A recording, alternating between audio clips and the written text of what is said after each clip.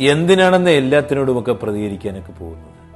അനുഭവമോ അഭിവൃദ്ധിയോ ഒക്കെ ലഭിക്കുമെങ്കിൽ മാത്രം ചെവി കൊടുക്കണം. കാലം നൽകുന്ന സ്വാഭാവിക മറുപടിയിൽ പരിഹാസങ്ങൾക്ക് പരിഹാരമുണ്ടാകും.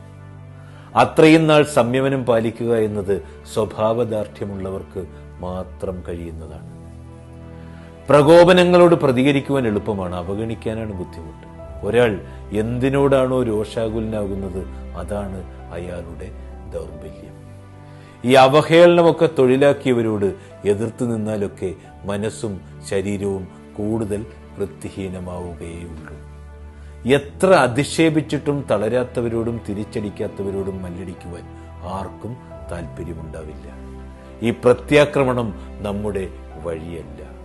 പുച്ഛിച്ചവരുടെയൊക്കെ മുമ്പിൽ താൻ കീഴടക്കിയ ഉയരങ്ങളിൽ നിന്നും താഴോട്ട് നോക്കി പുഞ്ചിരിക്കണം. അതിനപ്പുറം എന്താണെന്ന്